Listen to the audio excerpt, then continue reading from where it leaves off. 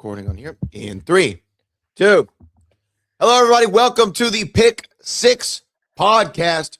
My name is Brad Gilmore, joined by the General, Jeff Smith. This is our debut for season 2 of the show. We made it through 12. Now we're picking again, Jeff. Is your voice going to make it through this episode is the question. It's already showing signs of pro wrestling announcer. It is giving Jim Ross right now. Yeah. He's been broken in half. Look, I will say, when we're doing this is Super Bowl Sunday, so congratulations in advance to the winner of that game. Yeah, and congratulations, Seahawks. Yeah, shout out to my guy, Bad Bunny. And oh, yeah, Green Day. Last night, we had Reality Wrestling's Battle to the Bell, which is a ladder match show. So you can only imagine how much screaming and yelling and oh my's there were on the commentary desk. Do you have an accidental filler go-to when you're commentating that you realize later, oh, I got to stop saying oh my or check it out or anything like that? Is there something that that's come to your attention that would drive me insane for myself? So I'm sure there's 3. There's 3. Okay. When I don't really have, like, when somebody's like really getting their butt kicked and I don't really have much to say, I'm just reacting to the shots. I go, oh, Yeah. And then if a big spot happens, I find myself always going, holy hell. Holy hell.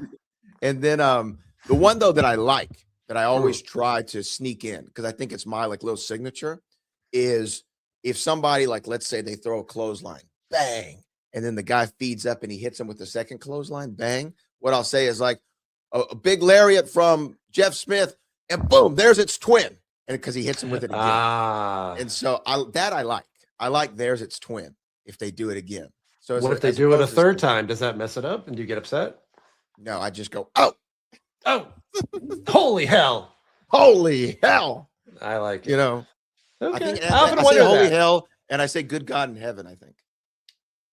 Oh, so you go on both sides of the spectrum. I go on both sides. You're like Macho Man. You say opposites. I say the opposite. In the same sentence. Now, here's another one I say that I like is if a guy, like a baby face, comes in and he starts kicking everybody's, you know what? I'll say like, Zilla Fatu is in here raising hell until it's heaven. So you go into like Southern preacher mode sometimes. There's a lot of like, maybe it's a lot of Baptist church. I don't know. Yeah. It could very well be. But you know what? And now you've got Peter Brady action going here. It's time to change. Yeah. Yes. And here's the interesting thing is we'll be the judge of that. Yes. And growing up in the South, I like that. Growing up in the South, right?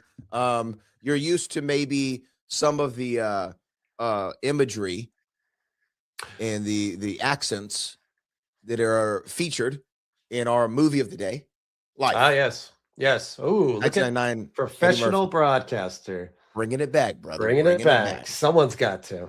Life, so, yes. This is my first pick of the season. This is a movie that I did not grow up with, that I did not find until later in life. I figured, I was thinking about it this morning. I was like, when did I see this? Later in life. I'm sorry. Life. Yeah. I was trying to think of when did I see this movie?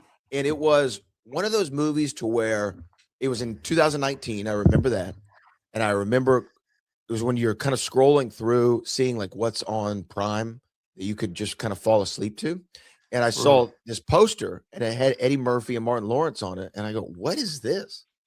And 1999, I was like, I should know this movie. And it was Life. And I remember going to the radio station the next day and telling Booker and our co-host at the time, Jerry Bow, I'm like, man, I watched this movie last night, Life. And they both looked at me like, you've never seen Life before? I said, no. And then Jerry Bow said, these are his words. He said, it's a hood classic. And I go, well, I've never heard of this movie. And they said, yeah. There's probably a reason. Yeah. You're not supposed to. And so I really enjoyed it. But I will say this. I had not seen Life other than that one time. And because I know you're a child of the 80s in a lot of ways. This is your bag. We talk about Back to the Future. We talk about Clue. And I don't know if audiences today realize the magnitude of Eddie Murphy in the 1980s, but he was like, he was I don't know. How would you grew up in the air? How would you quantify his star power?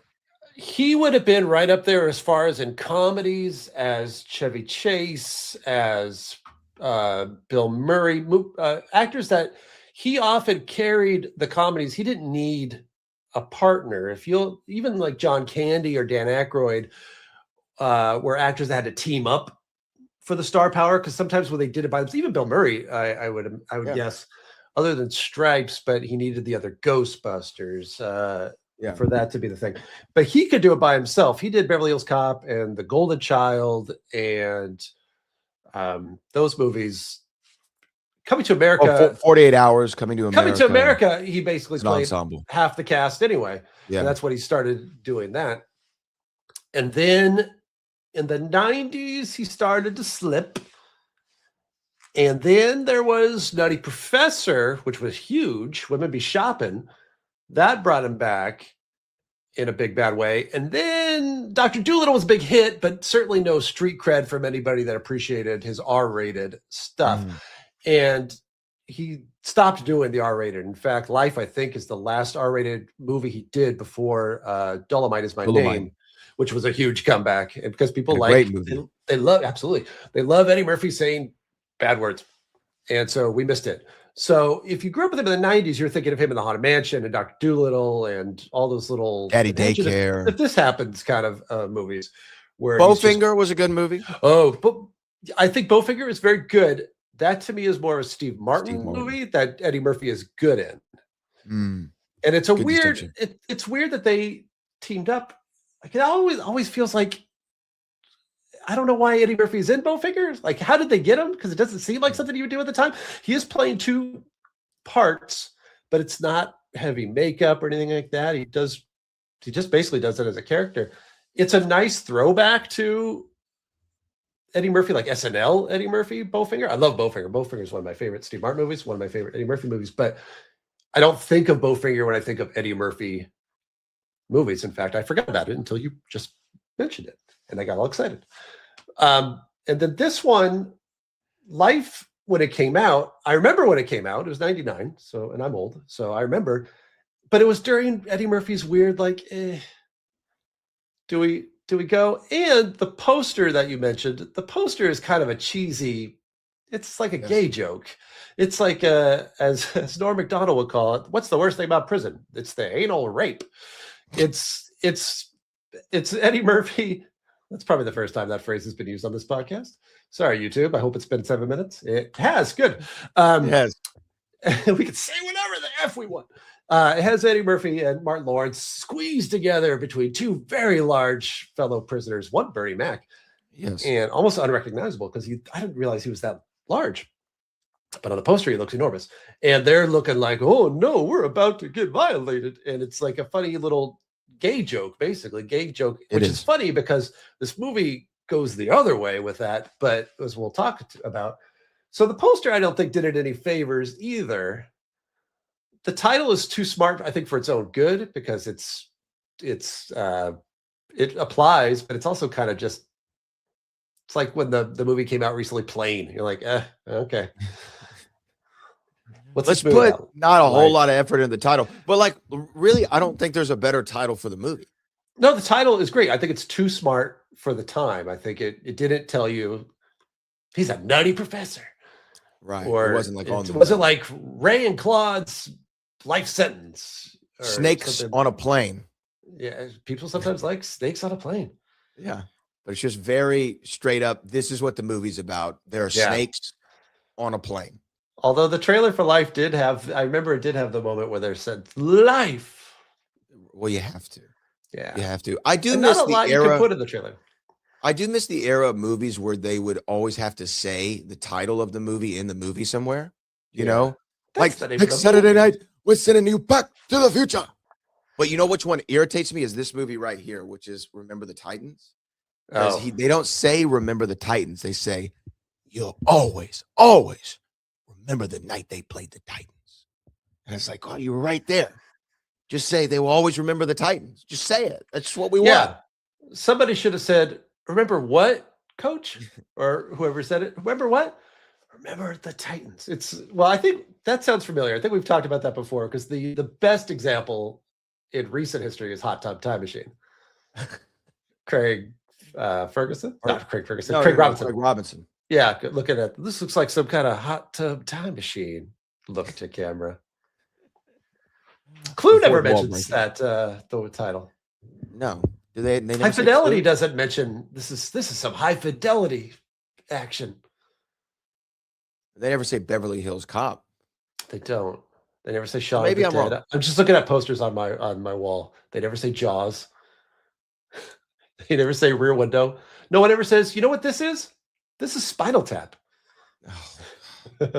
Oh, don't you wish they did though? But these go too. Yeah. What is this?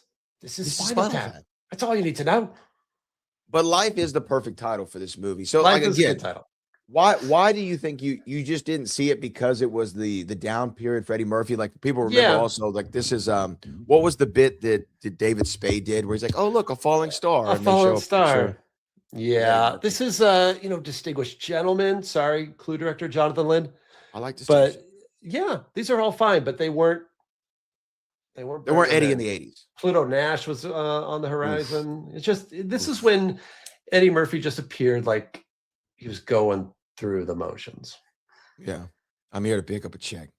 And then, having Martin Lawrence was popular to some, but he also, like, I wasn't a huge, I will admit right now, this will be one of those moments like Rush Hour where you go, what? I have not seen any Bad Boys movies. Oh, okay. Okay. That's I think I've only seen 2, now 3 Martin Lawrence movies. What are we talking? Maybe 4. I've seen the first Big Mama's House. Yes. Oh wait, I've seen Boomerang. That's 2. He's in that. He's in Nothing to Lose with Tim Robbins. I don't know if I know that one. What brought me to the theater for that one? I'm not sure. I haven't seen it since, but that was, and I couldn't even tell you what it's about, but Tim Robbins is in that. There might be something else. So I've seen a few, probably more than you, because I've seen National Security. He's in Dolomite, right? No, he's not in Dolomite. Dolomite. That's Wesley Snipes. Oh, that's embarrassing. Sorry, everybody. I've seen him in National Security, Blue Streak, Big Mama's House, Black Knight, which is not a good movie. The movie he did with Danny DeVito where they're like stealing a ring from each other. What's the worst that could happen? This movie, Boomerang. So, I mean, more than you, I thought you were going to say you'd never seen Martin. I did not watch Martin either. Oh, see, that's what I love Martin Lawrence for. WB that turned into CW, they would always play Martin after school. And I would watch Martin and Gina and Pam and Brubman from the Fifth Floor and Tommy and all those guys. And I loved Martin. I love that show. And Martin Lawrence, as a stand-up, real strong. He used to host like the Def Comedy Jams all the time and really funny guy. And I just, as much as I love him, I always do think that he was kind of the number 2. Always kind of like, even in a movie that he starred in, it never felt wasn't he top billed in Bad Boys? The first one? I think he was top billed. I want to say on that poster it's him and then Fresh Prince.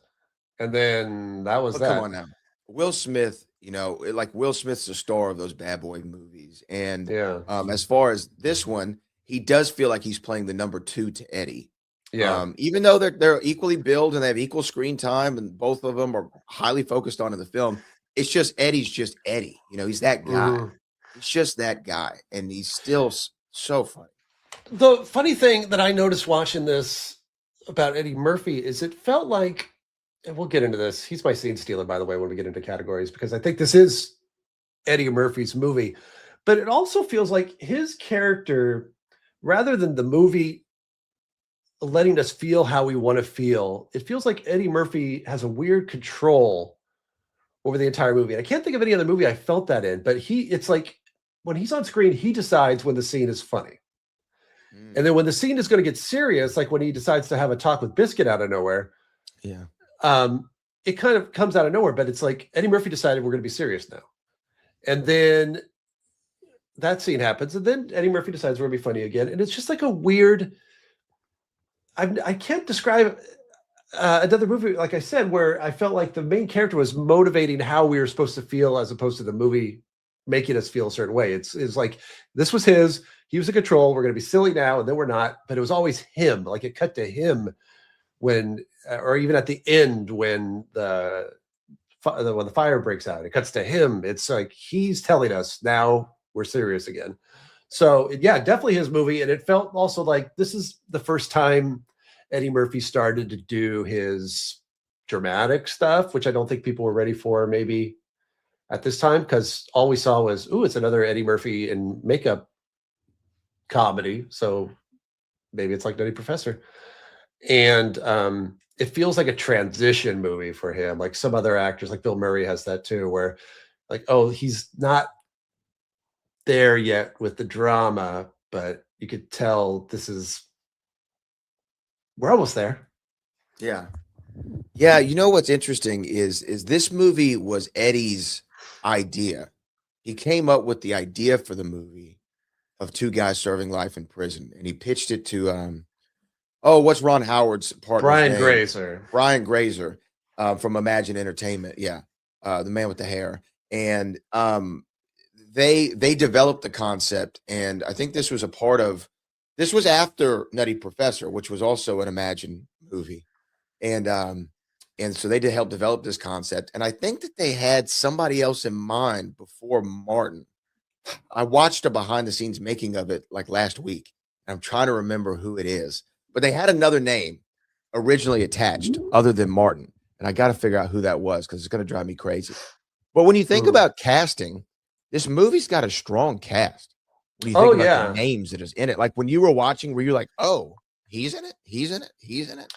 Well, it felt almost like you could tell it was 99 because certain people that did a lot of things in that era, like Truman's friend from Truman Show, yes, pops up in it. And also there was the character the guy that plays, I feel bad, I don't know his name. He plays the not Morgan Freeman narrator of the movie. I was watching him Willie going, yeah. And I was watching him going, this guy, when he looks at the camera and smiles, he looks so familiar. And it was driving me nuts. And then I realized, oh, he's the doorman in That Thing You Do that smiles at the very end. And I've seen That Thing You Do like 1,000 times. So that was driving me crazy. But that's also 98, maybe 90. It's around that era. So, and then this is young Bernie Mac, before Bernie Mac, I think, was known as an actor. I think this is before he had a show. Mm-hmm. I didn't watch the show either. I didn't watch the show either. Barney Mac show, I forgive that one. I mean, it's good, but it's not like, the best in the world. Yeah. My Bernie Mac is basically Ocean's movies. That's how I know. Well, I mean, but this is right before that. You know? Get him like a gene. But yes. But Bernie Mac, every scene he's in is good. He's got some good lines. Oh, he's got some of the best. And the best character name. Yes. The character names in here are phenomenal, which we should probably look. Let me just read. Here are the names of some of the characters. Jangle Leg, Biscuit, Poker Face, Hoppin' Bob, Radio, Can't Get Right, Cookie, Goldmouth, Arm That Went Up, Spanky, Blind Reverend Clay. I mean, just phenomenal. Names. Phenomenal. These are great. These are great names. So like, okay, as you're watching this movie, like we talk about some of the cast, and I want to, we'll get into it when we get into Peak of Powers on some of them in particular. But my favorite part of this movie is actually, I mean, I don't want to say my favorite part, but some of the most enjoyable parts of the movie are the pre-prison scenes. Like I enjoy seeing the 1930s and seeing these two guys in New York City, and you're trying to figure out who they are, and when Ray is trying to convince Claude exactly who that they went to high school together, and you see Eddie in this and to me that's like a callback almost to Beverly Hills Cop type Eddie, where he's like, I'm going to pretend to be something, whether the Rolling Stone reporter interviewing Michael Jackson or the delivery boy delivering the medication or whatever it was, or the bomb, or I don't know whatever it is, right? It felt like that style of Eddie, which I think I really enjoy when he's in those scenes where we're in on the joke, that we know he's full of it, but like we're enjoying seeing him go on it. And what I liked about that scene is Martin Lawrence showed, look, this might work on everybody else, but I'm going to night school. I'm educated. This isn't going to work on me. I didn't go to that high school. I didn't go to that high school. Exactly. Yeah. That's what I like. I like that kind of that's your Eddie I like Murphy. that kind of Eddie. Yeah. He's best when he plays a con artist, and Dolomite, he's kind of like that too, to a degree. But it's also why the first two Beverly Hills Cop movies are great, and Beverly Hills Cop 3 is not great, because he didn't want to play that type of Axel Foley anymore. And then in Beverly Hills Cop 3, Axel Foley is just kind of boring. Yeah. And that's also that era of Eddie Murphy of life. It's also Beverly Hills Cop 3 Eddie Murphy, which no likey. Yeah, remind me, did you like Axel F? Yes. Yeah, I did too. I was very pleasantly surprised. And I did not like, though, Coming to America. That was painful. Do you think that Coming to America, the first one, is probably my favorite Eddie Murphy movie. So that's just another one of those, and it's why you go into some of these legacy sequels or sequels decades too late. You go, that's why Beetlejuice was a nice surprise. It probably wasn't as good as I felt afterwards, but it was so much better than Coming to America. Another title way too clever for its own good. And even Spinal Tap 2, I'm sad to say, not necessary. It had moments in what is the subtitle of Spinal Tap? The new one? The End Continues. It's the funniest joke. Continues. Great. The title's the best. Great joke. But the scene with Paul McCartney when they're in the studio, I do like that. Like there's a couple things that I think are funny. But it's not, when he's like showing him where he can hide the cheese in his guitar. I'm like, what are we doing? Right. It could have been a comedy special on Netflix, and that would have been fine. It didn't have to be called a sequel, but it was just also weird going back to that Paul McCartney thing. Is like Spinal Tap was supposed to be bad. Right. And in the movie, they're terrible. They're like, oh, Big Bottom. And like, no, you don't like Big Bottom. Nobody likes Big Bottom, really. Mm-hmm. That's weird that it just... And Elton was a fan. Yeah. You know what, though? The guy who played like their clueless, what was he, like a manager or something? Oh, yeah, the bad guy. When he quits, he says actually a really funny line. He says, gentlemen, this has been something approaching a pleasure. Which I just think is great feel that a lot of your junkets, I would imagine. This has been something approaching a pleasure, which is just a great title. But okay, real quick before we jump back into life, best legacy sequel is? Ooh, I don't know. You're gonna have to give me time to think about that. Okay, I liked the Jason Segel Muppets. That was kind of a comeback movie. If you count that, I'll go for that. Because there's the Jurassic Worlds. I don't think we're going to say those. There's the 2 Indiana Jones movies. I don't think we're going to say those. No. I wouldn't say the Star Wars. I thought Force Awakens was fine when it came out, and then they pooped on it. Yes, with Last Jedi. Is it Axel F? Maybe. Axel F. It's not Bill and Ted. I liked that Bill and Ted, actually. I haven't seen it since it came out, but I was fine with that one. I just don't think that's a weird movie because I don't know if you want to see old Bill and Ted. It's tough when they're young, like in high school for the first movie, and then see them later. That's a little rough. Yeah. It wasn't Jay and Silent Bob reboot, I can tell you that. Or Clerks 3. Wasn't the new, not that new, but there was a Return of Pee-wee kind of Netflix I remember that one that I had trouble with. I'm trying to think of a great Lego. Oh, okay. Hey, stick with me. Afterlife? No. With like No, didn't like that either. Afterlife? Yeah, for sure. Beetlejuice. Yeah, I prefer Axel. I'll give it to Axel Me F, too. which is I'm gonna give it appropriate. to Eddie I'm gonna Murphy. give it to Afterlife too. Should we But, get in anything you want to say before we jump into categories? Because I feel like we're gonna have some fun with some of the categories here. I kind of already jumped in. My scene stealer is Eddie Murphy. It's his movie. So why do you say that? Just for everything that I said in the last 20 minutes that you haven't been paying attention to, Brad. He dictates Because the you were saying entire so story. essentially what you were saying is he's running the point. If this is like an Yeah. NBA offense, he's the point guard. Yep, Like, hey, I'm gonna absolutely. open this shot for you. I'm gonna pass it over here. Okay, I'm gonna bring it back. I'm gonna take it up the court. I'm gonna set a pick and roll. Like this, I'm essentially making this happen. Follow me. Follow me. Which I agree Yep. with. I do like slick talking Eddie Murphy, Mhm. and I like one of the best scenes in the movie is where everyone's going around the table saying what they did to get into prison, Oh, right? yeah. Like I skinned this person alive, or I killed this, or whatever. And then he just he knows, okay, I got to make something up here. You know what I mean? I got to make something up because, like, I guess this is part of like the it's actually kind of an interesting insight into maybe prison culture in a way, because it was like, okay, everybody here is like legit killer.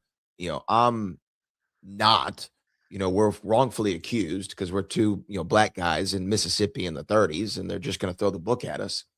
And he's like, for my survival, I need to make sure that people fear me in a certain way. This is at least what he's thinking about in the moment. And so he goes on this rant about how they went on a killing spree. They killed everybody. You don't know about Ray and Claude killing spree? Like, we went everywhere. We killed this guy, this guy, this guy, this guy. And it leads to him and the cornbread scene. It's like that's the same scene where homeboy wants Martin Lawrence's cornbread, and Eddie Murphy actually, and what was interesting is, and you tell me what you think. At first he's BSing, right? Like, I'm just talking a big game because I don't want any problems and I'm gonna make them fear me.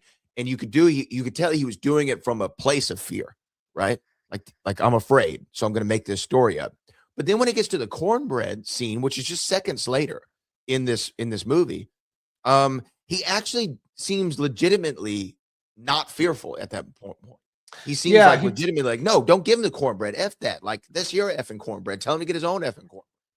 He takes a stand, which I did think was odd because earlier, and it takes place, I don't remember in the chronological sense because it's kind of hard to tell with this movie until they get the old makeup going. Right. He was the one that wanted to leave the diner over the pie. Yes. He was the one that said, no, we should go. And Martin Lawrence was the one. And then they switch to Martin Lawrence is happy to give this guy the cornbread, and it's Eddie Murphy. And when I watched it, because I ended up watching this twice, the first time I thought, that's odd, because when in the scene in the diner where it's Eddie Murphy that wants to leave, I thought, oh, that's different because he's supposed to be the smooth talking con guy that I think he'd be the one that would try to talk them into giving the pie. And actually, I read that originally in the script, that's how it was, and it just wasn't working, and they kind of switched on the night when they were filming it and thought it worked better that way. But then you have this scene later where they totally reverse. So when I watched it the second time, I thought, well, maybe he's still just trying to carry on the persona of don't mess with us. And now I'm stuck. I have to fight about this cornbread. But he goes so far as to have a physical fight about the cornbread and get his butt kicked out in the yard over the cornbread. And then is proud that he didn't give up his cornbread. And I don't think that's another one of those scenes I thought this is happening because Eddie Murphy is telling us this is what's happening. But I don't know if the movie earned it. Well, you know what? Another interesting thing that you bring when I'm listening to you talk, just when you look at the character of Ray, even when they first get caught and he's talking to the gangster, back in New York, and they're gonna kill off Martin Lawrence and dunk him in the water or whatever, and they have him all tied up. Eddie, for no real reason, saves his life. Right? Yeah. He looks out for him. Like, hey, give me this guy. He's going to come with me. You know why? Because we need movie. Yeah. We need movie. But I have to have a guy sitting next to me. It doesn't make sense why he stands up for him in that moment. And then he does the same in the diner with the pie. he's streetwise enough to go, look, bro, like it's all white people in here. Like we need to hit the Yeah, we bricks. did see the And Martin, sign, and now we're leaving. and Martin, who's supposed to be like kind of the more educated and keen, I guess maybe has this ignorance of like, oh no, like we're I'm it's a different time, right? Almost like Yeah, he's from New York. It's different kind of vibe. He's a it's a different banker. vibe. But Eddie's like, no, bro, like trust me, And then another scene is similar to that when they're digging the ditches and Martin takes his like prison shirt off and is like, look, I'm I'm hot. just I'm hot. tired. Yeah, yeah. But the whole time Ray's saying, bro, hey, you don't do that. Like, let's keep going. Come on now. Like Mhm. he's almost always looking out for him in those early moments. And I don't really know why, unless he just feels some sort of unspoken kinship to him since they're going through all this together. Like, or At it's just that he's more point, streetwise. Or maybe he's just more yeah, streetwise. he's definitely trying to save his skin. So maybe the thought is that he does say in the cornbread scene that if you give it to him now, it's going to be something else later or something Yeah. to that effect. So maybe if he thought it's just cornbread, which is what Martin Lawrence thinks, Claude thinks, then fine, who cares about cornbread? But maybe he is savvy enough to know this is a moment, and we're just rewriting the script now, perhaps, but this is a moment where you have to draw the line. Like taking off your Yeah. shirt is not going to win anything because it's hot, but you can't give this giant man whatever he's asking for because it's going to be something else tomorrow, and maybe that's what he's fighting for. If that's all in there, then that's deep subtext, and good on them that they felt like we'd be smart enough to figure it out. Well, and the guy who plays Willie, which is Oba Babatunde, he's the one who almost at first feels like he's the kind of keeper of the kingdom, if you will. He's also the one who's kind of narrating the story for us at the beginning, as Heavy D is digging a gravesite, Right. which is a strange random. Now that we found a grave. That's Heavy D, right? I think that is Heavy D. That's a good pull there. Ladies.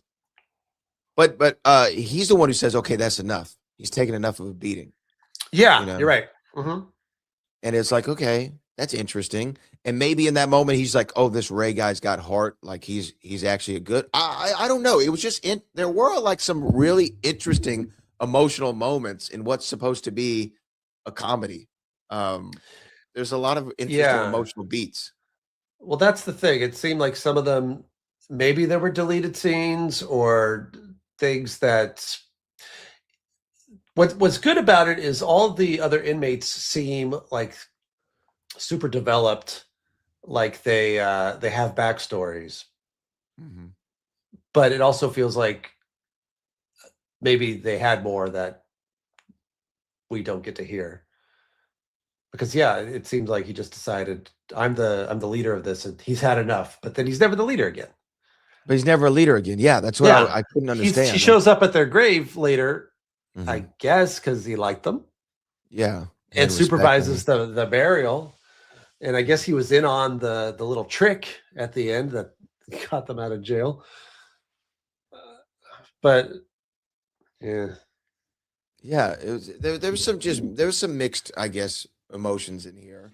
And then the other thing that I thought was interesting is in this time in the movie is I liked hearing the certain slang, between the what I don't know what the inmate, I can't remember what they called him, the inmate's name, who's like the subservient to the correctional officer. He called him captain, I think, at certain points, like captain. He's the Samuel Jackson from Django. Yes. He's the Samuel Jackson Django character. And but like even like when he says these two boys are from New York City and they're taking the long ride, right? And like the long ride is just life in prison. But I always like knowing like what the colloquialisms are like in the world, because it kind of helps me feel like I'm more in that world when they're talking like oh, he's taking the long ride. So I guess that's Right. prison talk for he's in here for life or whatever the case might be. Yeah, it's like going into Star Wars and they don't explain what a Wookiee is. It's just there he is. Yeah, It's just yeah, you're yeah. here. They're Yeah. making the towns, making the towns. Making the towns, brother. And so I like that. So Eddie Murphy though is your scene stealer. Yes. Did you find any? Because I actually feel like Martin was I guess he was more the straight man. He is the yes, I think he's the driving force of the story as far as plot Yes. goes. But Eddie Murphy is the one that tells us emotionally where we're supposed to be. Yes, yeah, he's the emotional compass, and Martin's the engine. But sometimes propelling the Martin story forward. makes choices that are dumb. I get it. He's lost it. He's going crazy. He just needs that pie. Okay, but you know it's not going to end well, or he's got to fight for that pie. He's not going 35 miles down the road for pie when you know this is they have guns and you know it's not going to go well. Or I'm going to go spend this $2 on this nice lady and we're never going to get home, even though 5 minutes ago you're saying that's our gas money, Ray. And then he succumbs to the power of the something, Yes. which happens. But he just every once in a while kind of loses his smarts. The banker, whose last name, by the way, is Banks. Come on. That's like a first draft. Like yeah, it's like, what are we gonna do? Call him Banks for now, and then they forgot. Yeah. Well, also a lot of points in the movie, I didn't like Martin's character at all. You know, I found myself siding with Eddie. Yeah, we're not friends. I'm not looking out for you. I'm not going to file an appeal for you. I don't care. And then what happens when he doesn't file the appeal with his cousin? His cousin runs off with his woman. Like, you know, like that's what you get. He just continues to make these decisions that put him further into the dirt, as it were. Yeah, I don't want to hear your plan. Yeah. So I guess we were supposed to like him. I don't know. He looked more convincing in the old age makeup than Eddie Murphy did, so I'll give Martin Lawrence that. Well, we also should say, and let's not bury the lead, this movie was nominated for an Academy Award. For Best Makeup, Rick Baker. I don't know. It kind of took me out of it. The old age makeup? Yeah. I thought Eddie Murphy, I never was able to suspend my disbelief that this is old Eddie Murphy, which I can do in Coming to America, which I can do in Nutty Professor. And I could do in all sorts of other movies that he did. But in this one, it felt like, oh, we're doing this because he was excited to do this kind of thing back then. He just discovered fancy makeup, and now he was doing it all the time. Yeah, and unfortunately, his voice sometimes would go into the dad from the Clumps, or at one point he says, "Yeah, lion," and it sounds like Arsenio Hall in Coming to America. It's just there were a couple moments where it was like, "Oh, this is normally funny. This is Hercules. But you're doing it for serious." And then they would have Arlie Emery come in and play a character instead of makeup. So they weren't even consistent with their rules. Do you put makeup on the young people and make them old, or do you recast? Yeah. And I guess it doesn't have to be a rule, but it bothered me. But they had to age them up. Like they couldn't just have older people. I guess, but then why did they draw the line on the old police officer? It'd be like if they did Marty and Doc in old makeup, but then recast Biff. That great call. That's actually a really good question. I don't know why I decided that's a rule. All of a sudden, you have to go all the way or not, because no one asked me. But it's a good observation, though. It just was like odd for me, because then when he showed up, because I was just thinking, oh, this would have been, you can't recast Eddie Murphy. I get it. But I also kind of was picturing the movie with different actors. I didn't decide who those actors would be, but I was just thinking the drama maybe would have played more if you weren't watching two actors play in makeup. And to me, it was obvious that we're wearing masks. Well, I'm looking at Rick Baker. Now, Rick Baker, we have to say, is he the best movie makeup guy of all time? He's definitely the most famous. He's the reason there's a best makeup Oscar, as we learned from the movie Summer School, they created the entire he wasn't involved in Summer School, but the two characters in Summer School, Chainsaw and Dave, love Rick Baker. And he received the very first makeup Academy Award for American Werewolf in London for the transformation scene. He did the makeup in a Thriller video, the greatest music video of all time.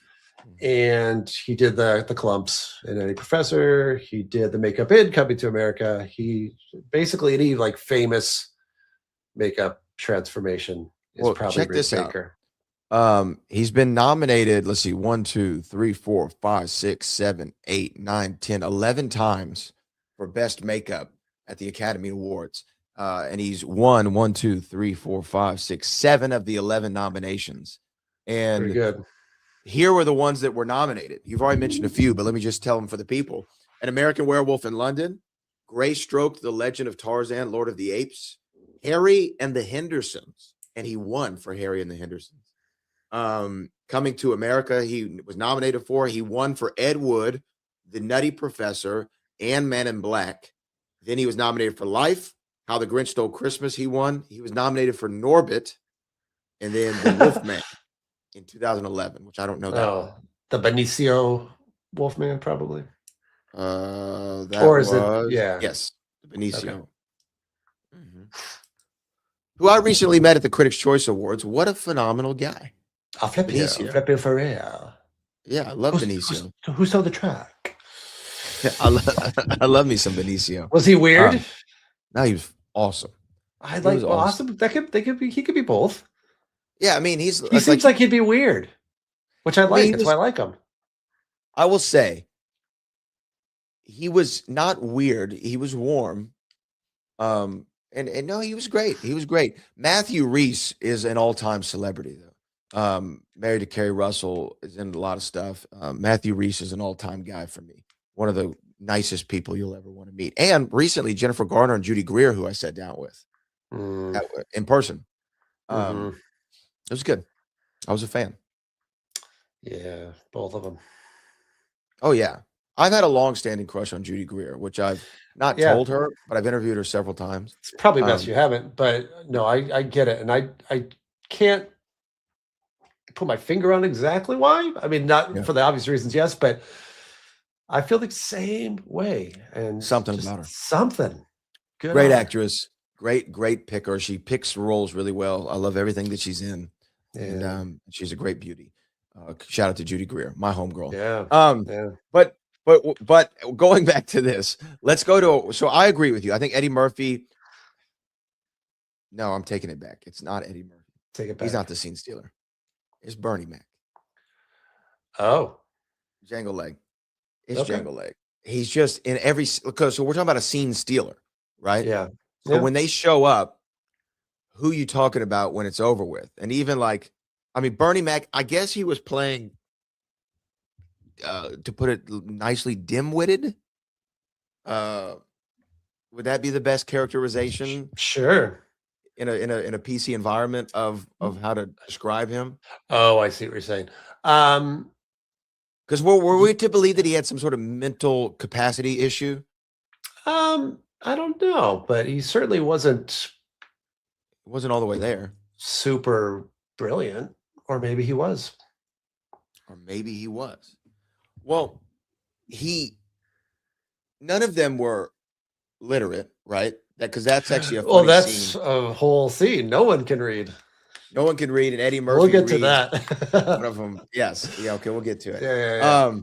But I just think Bernie Mac, and there's a very famous line that I'm going to get to later with Bernie, and I'm also unabashedly a Bernie Mac fan. I think he's one of the funniest people there's ever been in the history of the world, and so it's hard for me to not say it's Bernie Mac as my scene stealer. Well, a nice little segue into our next category then is I had him because he's barely in the movie, probably as a crime. I considered him cameo and gave Django Leg, Bernie Mac, my best cameo because he does. Because you're not sure what his backstory is, he does make you wonder what's going on with Django Leg. He's partners with Biscuit, and he likes Claude Banks' texture of his hands. Oh, they're soft like a Sounds like a lady. lady. Soft like a lady. What would you be all in on a Jangle Leg movie, or do you think the bit wouldn't last for 90 minutes? No, I don't think he needs to be the center of attention, but I definitely would have been fine with him being in it In the more, movie more? and I would have been fine if all of a sudden you saw he was in a seat at Yankee Stadium at the end next to them. That would be nice to see Jangle Leg do it. You know, I guess he would technically be my cameo. You know, I was thinking of like, because there are a few. There's, you know, Heavy D, like I said, but it's not like he was this great moment. But it was just like, what is Heavy D doing in the movie? I Yeah. always loved those moments. Like in Batman and Robin, Jesse Ventura's in it as a security guard for like no reason. Right. Yeah, he He's just faints. there. Yeah, and then he faints, and that's it. And you're like, what? I'm Or guessing it's the Schwarzenegger connection, but yes, it has to be. but And then it like is, yeah. there's the movie with The Rock called The Rundown. Have you ever seen this? Mm-mm. Oh, that might have to be on the list. The Rundown was an early Rock movie. It might have been his first after Scorpion King. And it's him and Sean William Scott and Christopher Walken.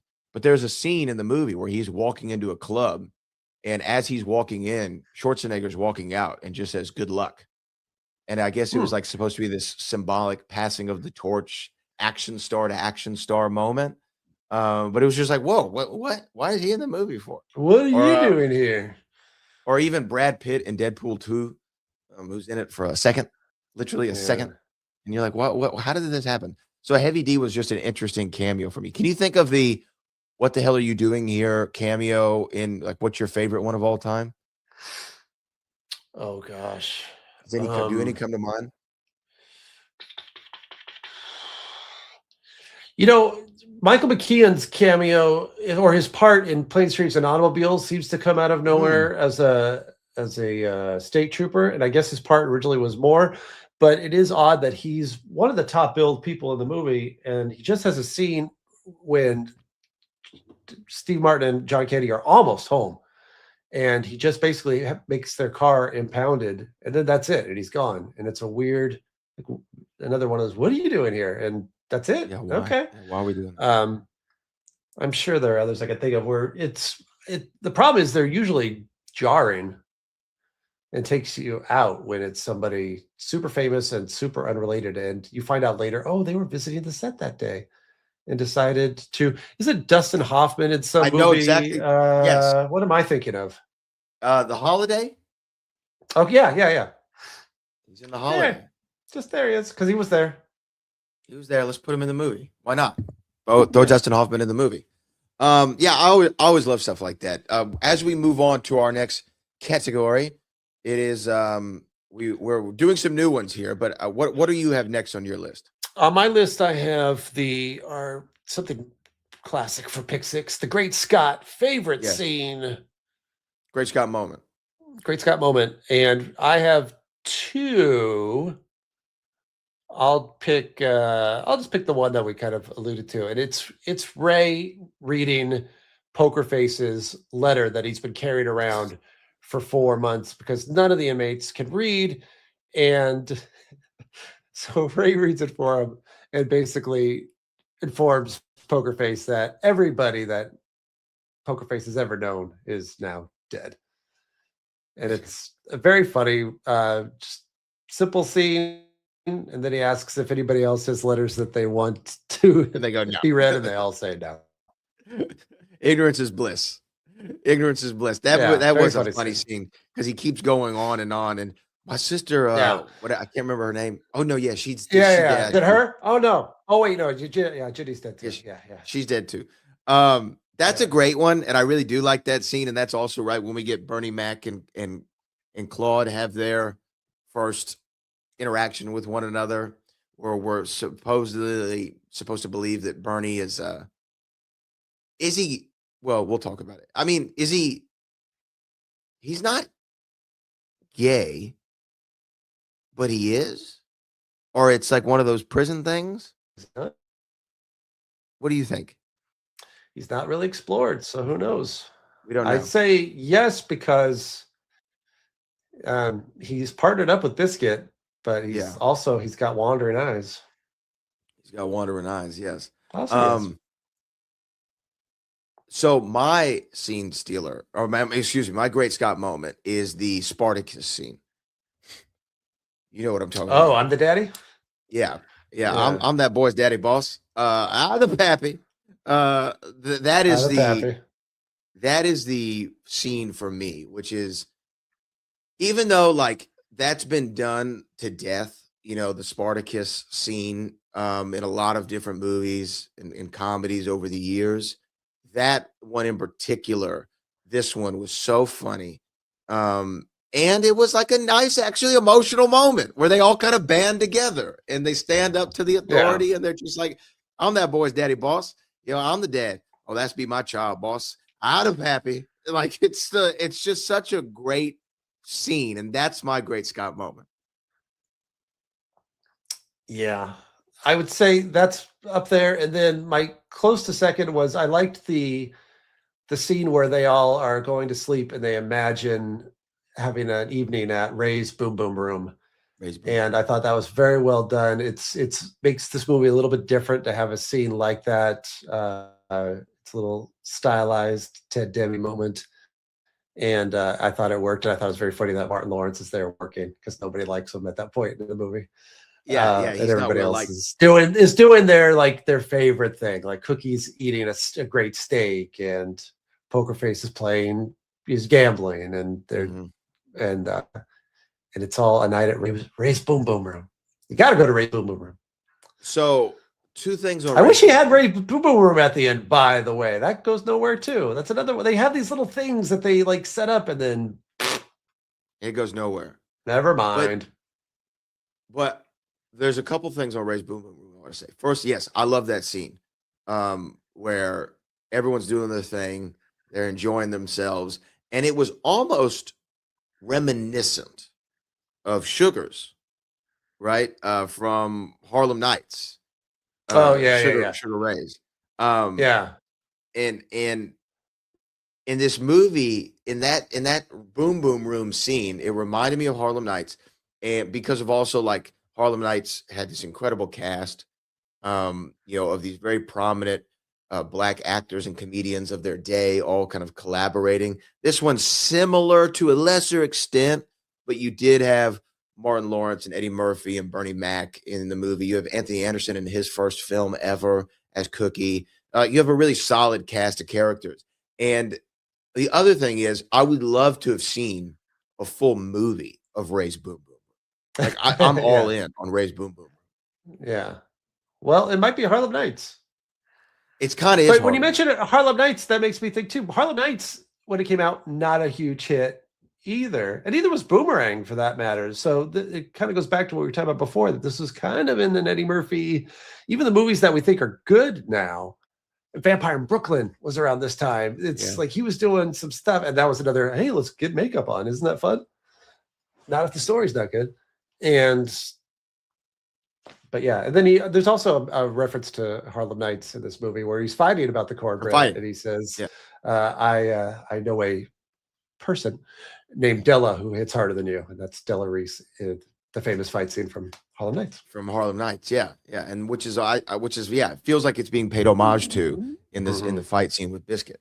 Um, let's see. Our next category though, Jeff, is best shot fired, most Okay. cinematic moment. What do you got?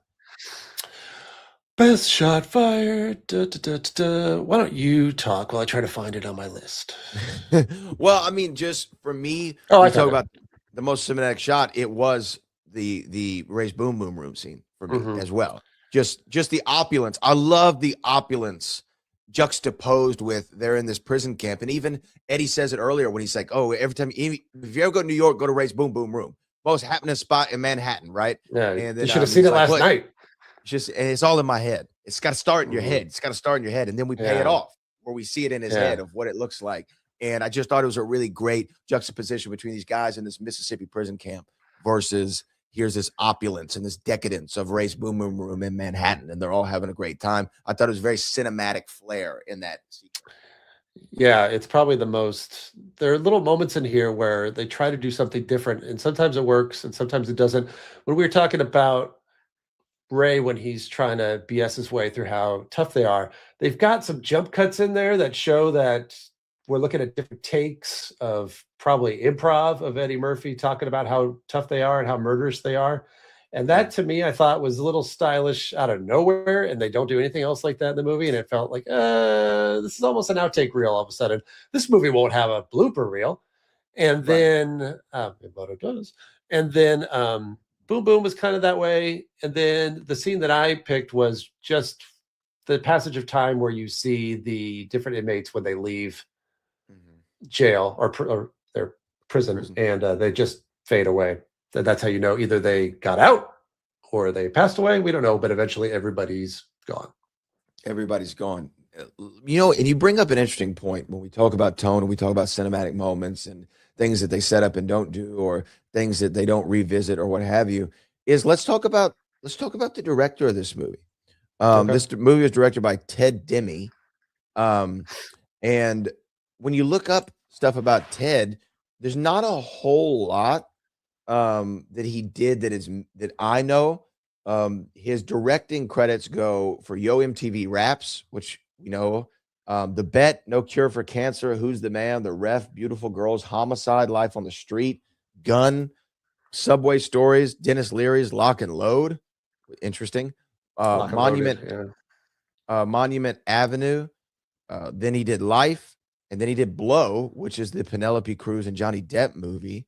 And then, unfortunately, he was doing a celebrity basketball game, and he died of a heart attack in 2002 while doing it. And so he had a short career. And interestingly enough, the movie Punch Drunk Love, which is a PTA film with Adam Sandler, is dedicated to Mr. Demme. Mm. Yeah, he had most of his career started MTV. I think he directed the Salt and Pepper Push It video. And That's then a good. lot of those things that you mentioned were he was connected with Dennis Leary a lot. The Ref is a Dennis Leary movie.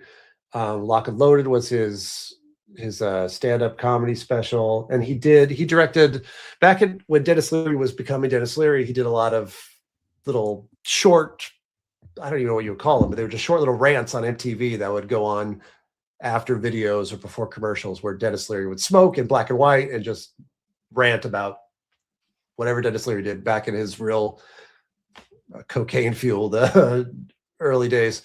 And so he had a lot of connection to him. So he was kind of like an MTV hip-hop connected kind of director. And that makes sense for his involvement here also with the soundtrack. And then, he had a heart attack, and there was cocaine in his system when he died. So it's ironic that the last movie he made was called Blow. Yeah. But he was definitely, absolutely. It definitely, I think he was 38, something like that. Yeah. Very young. And was definitely up and coming. It was a name that people knew. And he was, I think, the nephew of Jonathan Demme. Okay. The director. That's the Demme connection. And it's a bummer. It's too bad. So I guess peak of his powers when we get to that. Yeah, for sure. Cut short. Very sad. Cut short. And this movie, I don't know. Yeah, we'll talk about peak of his powers, but you also talk about the soundtrack. Wyclef Jean of the Fugees composed the entire score for this film, which is really cool. I always love when they do that, when they go to a non-traditional movie composer to do a score, and this brings a different element. I thought actually the score to this movie is really good. And I think probably the best example of that in recent memory is and he now has gone on to be one of the guys, is Trent Reznor from Nine Inch Nails, who would, I think, maybe the first movie was Social Network. I think so. That he did, and it was and he won an Academy Award right away. It was, but that score is amazing. That is an amazing cinematics. That movie is actually an amazing movie. The Social Network is an incredible film. What do you think about the sequel? I'm open to it. Let's see. It's Sorkin. I like Sorkin. Mhm. Most Sorkin I like, so I'm open to it. I didn't love being the Ricardos. A lot of people No, did. I didn't either, and I'm a big, Lucy fan, Me so too. I knew a lot of that lore, story, history. So that I really wanted to like that. I agree on Social Network. I thought, as probably a lot of people did, what on earth is the movie about the making? Who cares about the making of Facebook? Why would that be an Yeah. interesting movie? And I remember when I turned it on, I was watching my brother's former wife was in SAG, so she used to get the screeners around Screener. Oscar time. It's the only good thing about her. And you're not supposed to share those, but she would. So I saw a lot of Oscar-nominated movies, and now I haven't seen any of them. But I remember putting on Social Network, and the first scene where it's the breakup scene, basically in the restaurant or whatever. Yeah. And I put it on, and it was trying to do something else at the same time. I can't do that. And I realized pretty quick, oh no, you have to pay attention to this movie. They're talking so fast and it's so interesting and it's so important that I had to start. Finished what I was doing, sat down, start again, and watched for free.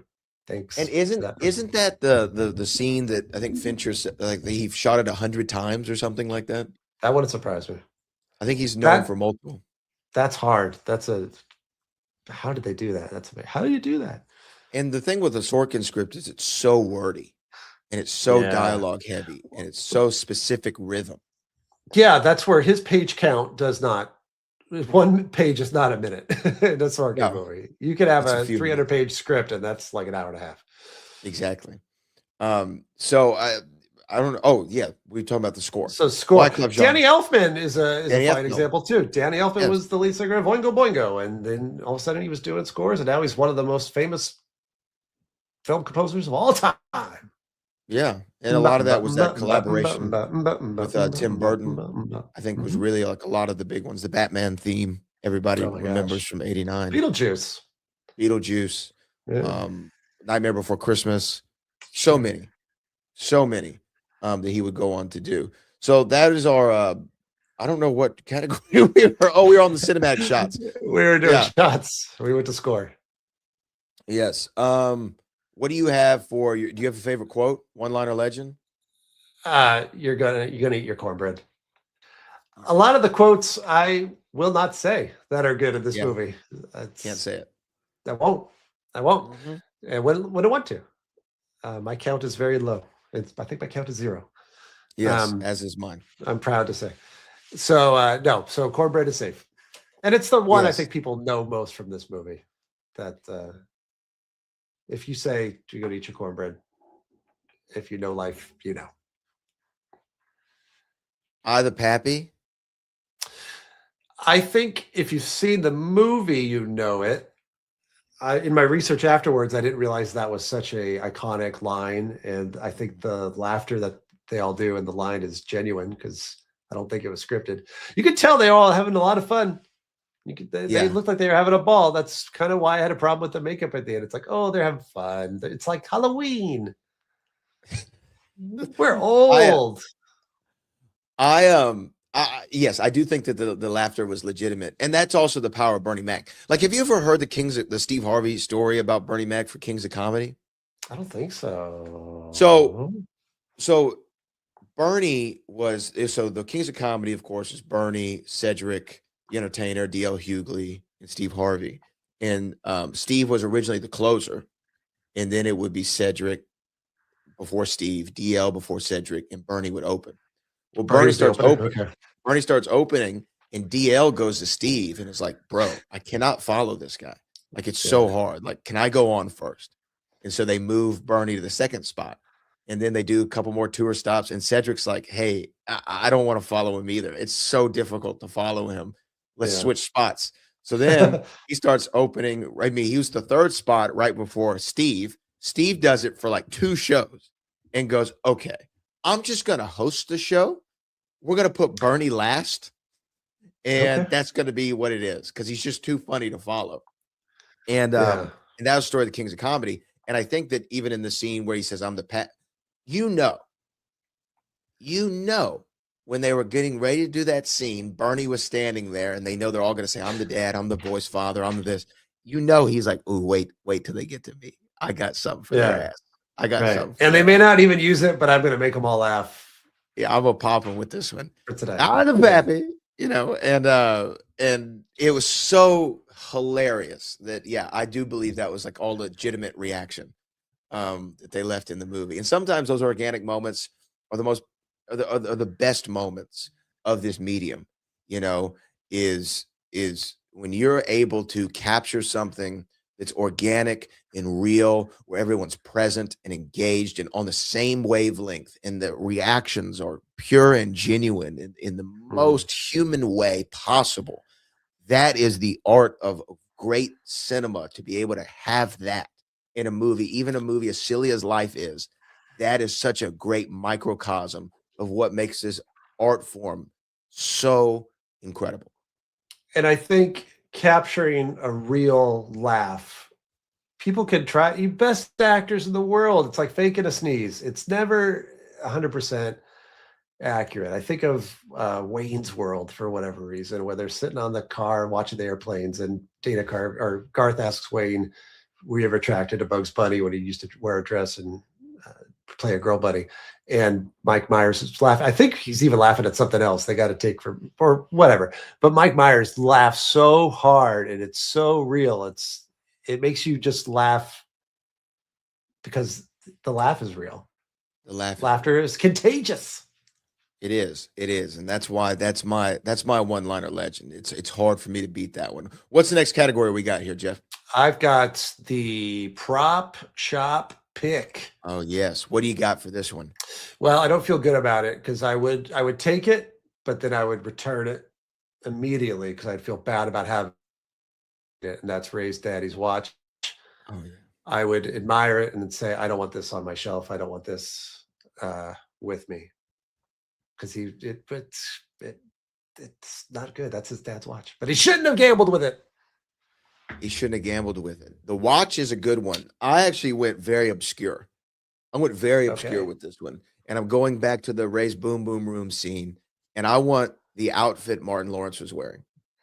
Powder Is it blue blue? jacket. Blue, yeah. Yeah, Okay. yeah, that's what All I right. want that. I want that so That's bad. I nice. was like, that is a great little costume to have Yeah. hanging in your closet. Do you know I do have a piece Okay. of movie memorabilia? Have I ever told you this story? Um, do you remember the movie with Brad Pitt called Moneyball?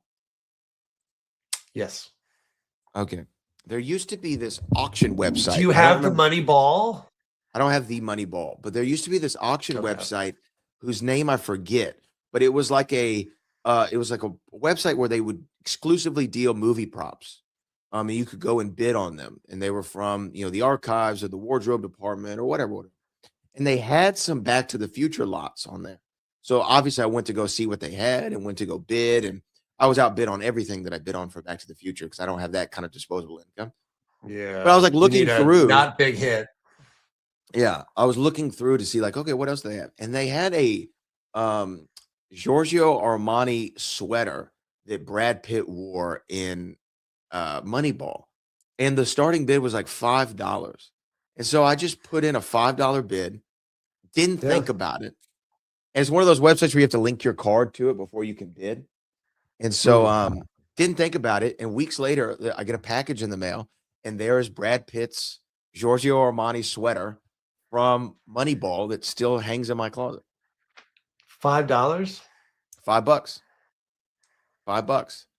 Subsequently, that website is now out of business. Yeah. How But are you going to make money on that kind of? You can't give yeah, away Armani sweaters that Brad Pitt wore for $5. $5. Yeah, but I have that somewhere in my house. It's still Okay. there, and it's the Brad Pitt sweater from Moneyball. So yeah, I would like the Martin Lawrence jacket. That's my prop shop. What do you have Could next, be Jeff? right there in your closet next to the sweater. Brad Pitt sweater. I have What Happens Next.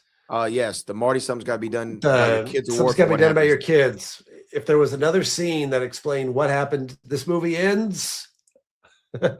They get out. They finally get away through a fire that isn't set up at all, but they do it. Okay, sure. And they go to a Yankee game because they talk about baseball twice. So they go to a Yankee game and they have fun, even though they can't even see the stadium, and Ray isn't even sure the Yankees are. But they go. That's nice. And then for what I just have, then what happens after that? Well, they've been in prison for a very long time. They have to figure out if they can't see who the players are on the stadium. I don't even know how they got to the stadium in the first place. So I don't think they're going to have to go to an old folks home and live together. And it's going to be basically life too, where it's the same kind of characters, except the prison guards are now the doctors and the nurses, and it's going to be like Cuckoo's Nest, and that's where their new life is, and they have just a whole new array, and that's where Bertie Mac passed away. That's where Bertie Mac would have come back. Oh, that's actually great. That's great. I had what happens the next day is that they're picked up. They're picked up outside of. Oh, they go back. They get caught. They go back to prison. Oh yeah, they end up on the jumbotron. Yeah, and they're recognized. Yeah, as two escapees, and they go back to prison. Yeah. Then they become like internet famous because now like a true crime podcast would reveal that they were innocent, and then they would be released. Because it does end in 98, I think. It's the modern day Rosie O'Donnell show was on TV when they're still locked up. Yeah, I mean, and you know what's crazy is that we do live in a world where a podcast has gotten people out of prison. You know, like the Serial podcast is the famous one with Adnan Syed. Yeah, what are we doing? Well, we're just wasting time here. Here we are, podcast. We're not saving anybody's lives, or you know, maybe we are. Now, if we are, comment, like, and subscribe. Welcome to my channel. Hit the bell for notifications, of course. I have Peak of Their Powers next. Yes, is that what you have? Okay. Yep. So let's go through it. Let's go through some of the cast here. So we talked about Ted Demme.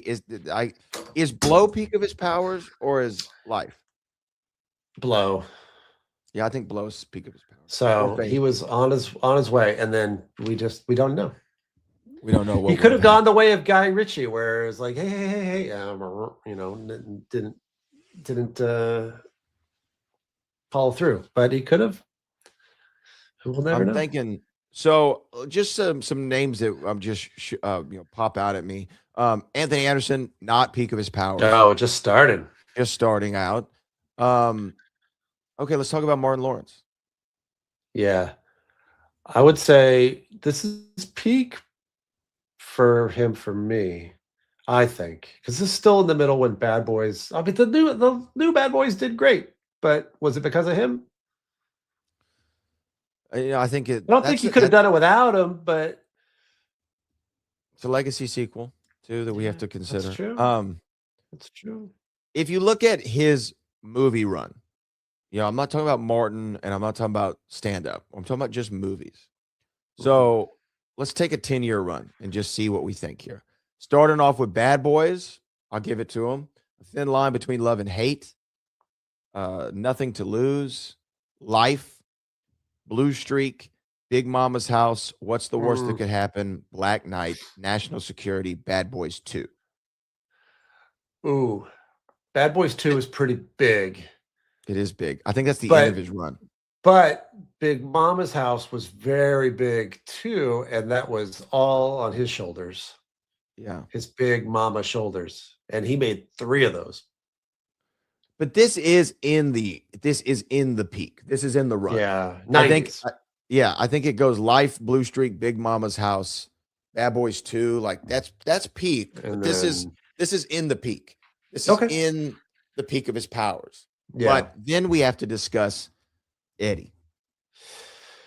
Eddie is like how it's not peak of his powers. Way back in the last season, we looked at Bill Murray in Lost in Translation. It was a month ago, but it was way back in season 1.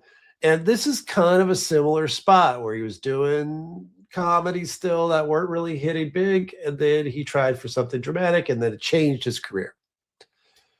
So this is Eddie Murphy starting Eddie 2.0. So it's hard. He's got one of those careers that has several peaks. It's definitely not a peak like the 80s peak. And Nutty Professor was a weird, and Bowfinger were kind of weird flukes compared to the other ones that we mentioned already that were like big, like, and this lost money too. This was not a big hit either. This budget was like $80 million and worldwide, and that's a lot in 99. And worldwide it made 70 something. So this did not perform. So I would say we're at the bottom of Eddie Murphy. I'll put this still at 1.0. And 2.0 doesn't really start until maybe Dreamgirls. I think, well, let's look at the run. Let's look at it because Eddie 2.0. Okay. Here's the filmography. Let me pull it back up here. Here we go. So Eddie's run, I think his initial run is this. I think it's 48 Hours, Trading Places, Beverly Hills Cop, Golden Child, Beverly Hills Cop 2, Raw, Coming to America, Harlem Nights, another 48 Hours, and Boomerang. I think that's peak. That run. Yeah. Once you get to Harlem Nights, you're starting to go down. To dip. Coming to America was definitely the peak. Maybe it's Coming to America then. Let's go 48 Hours to Coming to America is the initial peak of Eddie Murphy. Yeah. And then he does Harlem Nights, another 48 Hours, Boomerang, Distinguished Gentleman, then Beverly Hills Cop 3, Vampire in Brooklyn, Nutty Professor, Mulan. Yeah, but I think Mulan has gotten more credit now because the kids that saw that in that era are now the parents and they're reintroducing it. If he was known for voice back in that time, it was Donkey. It wasn't Mushu. It was Donkey, not Mushu. And then because you get Mulan, Dr. Dolittle, Bowfinger, Nutty Professor 2, Shrek, and then Dr. Dolittle 2. Shrek is huge, but Shrek is also ensemble, and it's Mike Myers' movie. Yeah, we love Donkey, but it's not. I love Donkey. But Shrek is Shrek, and Shrek is Shrek. So I think that really, look, this category is peak of their powers. It's not, they're getting ready to do their second run, because to me, don't tell me, Brad Gilmore, what this category is. I'll tell you what this category is. I think that this is past prime Eddie Murphy. It's not peak. It's not peak. He's not the peak of his powers. His peak was already there. It was Eddie in the 80s. Eddie in the 80s was the peak. Eddie in the 80s. Yeah. That should be the documentary. That should be the documentary. Eddie in the 80s. Don't let Eddie Murphy be in the documentary, because Eddie Murphy likes Eddie Murphy too much. He's a big fan of Eddie Murphy. But I am too. No one loves him. I am too, but not as much as he is. Wait, he really loves some Eddie Murphy. Let's see. After this one, we have. I know we have some new categories, so I'm not sure if we're in here yet. Well, we still have. Is this true? Oh yeah. Trivia. What did you find? Is it true trivia? What did you find that you thought was interesting? Yeah, I think it's probably already all been mentioned. It was just. I don't think I skipped this one. You better say something. Okay. Well, I mean, is this true trivia? Eddie Murphy and Heavy D have been in 2 movies together, and really? In neither of them they share scenes. It was this movie and then Tower Heist from the 2010s. Ooh, yeah, Eddie. Yeah, we talk about not peak. Yeah, poor Eddie. There's a scene where, yes, there's a scene where Claude says, "What's the worst that could happen?" And then that turns out to be a Martin Lawrence. That's the name of the movie. Yeah, we found out because the movie came out.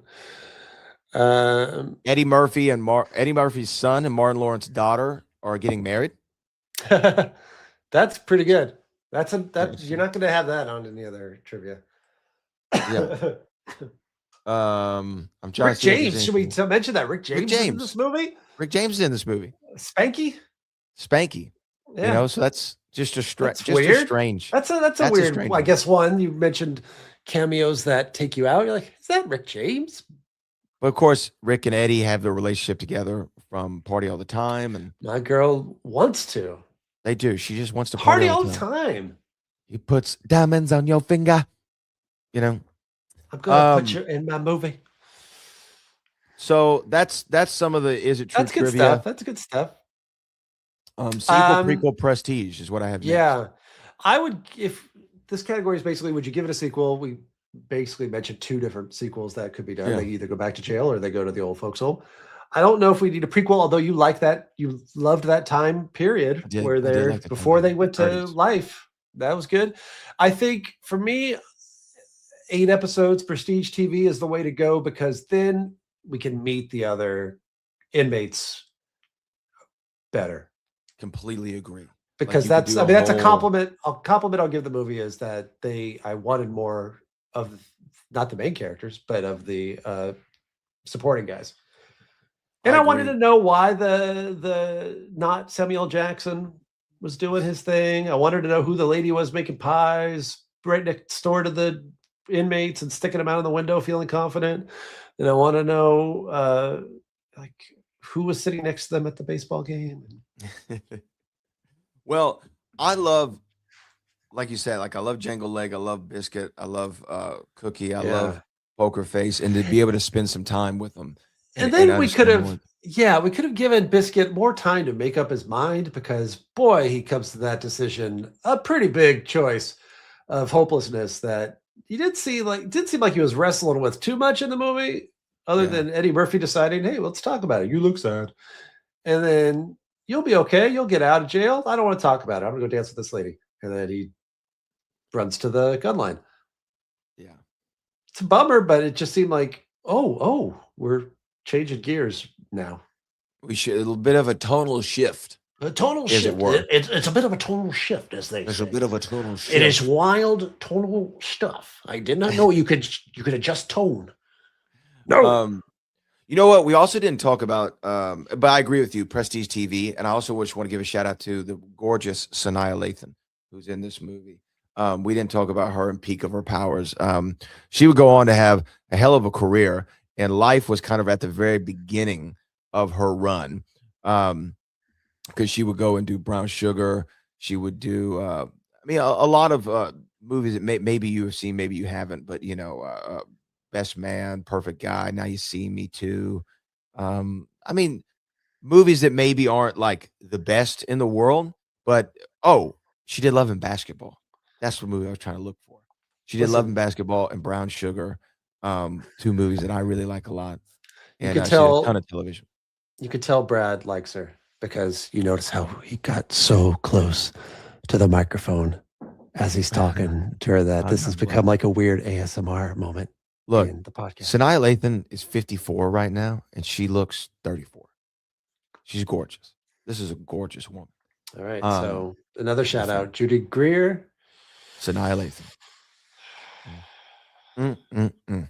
We're just Mm, using mm, this as Tinder mm. right now. Swipe, swipe, swipe. Well, you have some new categories, Jeff. So why don't we get Yeah. into So this one is a category that I can't believe we didn't come up with before because it's all based around our time in doing an entire Clue podcast. And that's what could have happened, but what about this category? An alternative ending. Like, yes, they could have come up with this scheme out of thin air and burned down the house and then got 2 bodies from the morgue unnoticed by anybody, burned the bodies, nobody checked, and then went to a location with 40,000 people at Yankee Stadium, the busiest of all baseball stadiums, and didn't expect to get caught. It could end that way, happy ending, or this will be more fun, and I think in later episodes of Pick Six because we could go crazy. But the only obvious way is just go darker and decide, oh, they don't get out and they die. Or I think I felt that's where it was going. Like, are they going to get out of prison? I guess that would be kind of a downer because the whole movie is about hope and living your life and not letting the system keep you down. And the system is rigged against you, but eventually you can escape. I just guess the ending to me felt another one of those moments. I used the term already unearned, but I think there were a lot of moments in this movie. Either maybe things changed because there was so much improvising, or things got deleted, or whatever. But I'm a big fan of setup payoff. It doesn't have to yeah. be so. Yes, need to say what, but it'd be nice if you look back and go, oh, like nobody checks the morgue. Yeah. We have access to the morgue. Something about the morgue. or seeing like a glimpse of maybe Ray like sneaking off at the end. Now it's just kind of like Stranger Things finale, where it's just like that could have been that way. They were, you know what? They all lived. Everybody lived. They're fine. Yeah, I think as far as that's how it could have happened is yes, and I think in other movies we could really go crazy with this, but I think that's how it could. Here's what happened, but that's how it could have happened. Would be um, somehow, and this is kind of dark, but I think that a fitting ending would be like they decide once their plan starts to go awry and the morgue isn't working out, right? They just decide to stand in the fire, just Yeah. die, just die together. You Just know what I hold mean? hands like Toy Story 3. Like Toy Story 3. Yes, Mhm. exactly. We're And going then out the together. aliens save them, Oh yes. and then they get out. That's definitely a weird finale. Or there's a moment where Martin Lawrence says, "I wish I had never met you, Teddy Murphy." Talk about a totally different ending. Let's go all the way back 20 minutes into the film.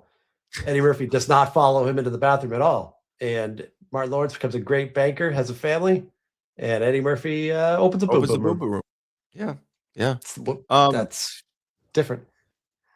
we have the Indiana Jones monkey's brain for best use of food or drink in a movie.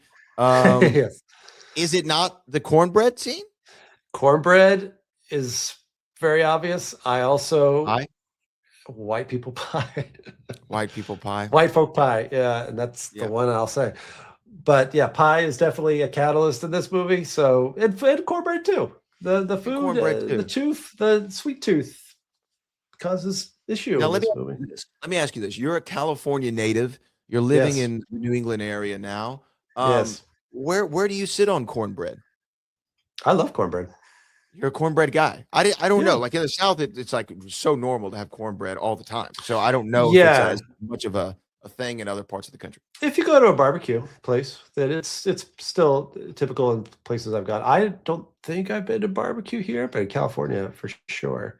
But you do have some food there that has surprised me that you thought, what was the breakfast thing when I visited you Grits? out there in Houston? No, we went to the donut place and you said, we're getting Oh, this. And kolache. kolache, I never heard of that. That is so And wild. then I Googled it in your car and it said, this is Texas. Yeah. Very Yeah. strange. And Like and like both of our worlds changed.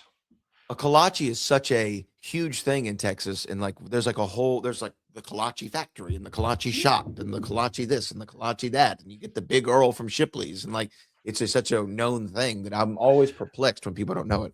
Why do you think kolache hasn't crossed the border? I don't know. Because the best way I It can was describe delicious. It kolache, was great. I loved it's it. like a breakfast hot dog, I haven't had it since. right? Like, isn't that the best description of it? Yeah, absolutely. Um, I'm gonna make one and today. you should. It's It's not like, complicated. have you ever had pigs in a blanket?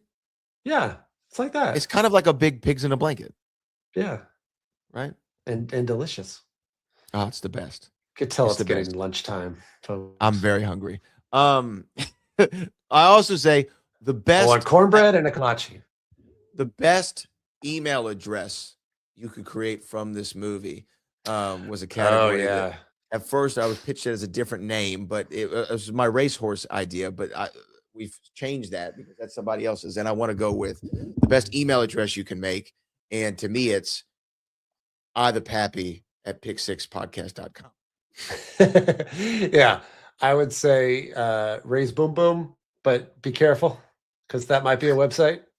Oh, yeah, you might want to be We very don't careful. know. And eat your cornbread at whatever.com Eat your is cornbread at pick6podcast.com is great. yeah. Raise We boom better boom at get pick6podcast.com is great. yeah. Okay, replace with a Tim. Oh yeah, this is a weird category that I thought of because we were last season we had would you replace with Jack Nicholson or Denzel Washington, Denzel. and that was fun and we uh I thought, well, why don't we do some different ones? And you had said, well, why don't we bring in somebody more younger or current and like Tim Chalamet. Chalamet. Chalamet. And I thought, yeah, that's good. And now let me take that and make it old again by saying, okay, then we'll replace it. The category will be which Tim, and we'll have that young Tim, or Tim Curry, Tim Meadows, or Tim Robbins. Yeah. So definitely showing age, SNL, and Clue. And in this one, I think it's very obvious, at least for me, to throw Tim Robbins in for the Shawshank Redemption connection and have him just play a different kind of character, because I felt this was kind of a light Shawshank in a lot of ways, and it kind of maybe unfairly, but it does start with a narration that I don't know if we needed, but it does. And that reminded me of Shawshank. And then Tim Robbins, could just, this Shawshank was 5 years before this, 94. And I don't know if Shawshank by 99 had become the greatest movie of all time as it's considered now. But it would be interesting to have that prison movie tie-in. And Tim Robbins is usually game for weird things like Tenacious D or the aforementioned High Fidelity. Yeah, I like Tim Robbins in it. You could throw Timothy Chalamet in there. You could throw an old pro wrestler named Killer Tim Brooks in there. But what I'm going with is I'm replacing, because look, I'm thinking about how we're going to get some box office here. Okay, it's 99. I want a big star. I want a big star that we can squeeze in this movie, right? Somebody who may have been in the middle of their peak, in the middle of their run, right? But let's throw him in like maybe not like the biggest role possible, but just like he's around and we can get some jokes off. And who would have ever thought you would see Eddie Murphy, Martin Lawrence, and then the correctional officer played by Tim Allen, who has some true 99 background. Oh yes, going back to cocaine. Prison background. Yeah. So okay, play the other side of it. Yeah. Because Tim Allen, I think, strange little man. You're a sad, strange little man, and I think he spent a couple years in prison in the 70s. One of the most famous mugshots that you'll see is young Tool Man. I wonder if they called him that back then in jail. I don't know. The Tool Man. I will say this. I don't think so, Tim. I just the other day, I was at the CW and I was getting ready to go in and do my segment, and I walk in the studio and there's a guest in the middle of an interview with one of our co-anchors. Shout out to Sharon.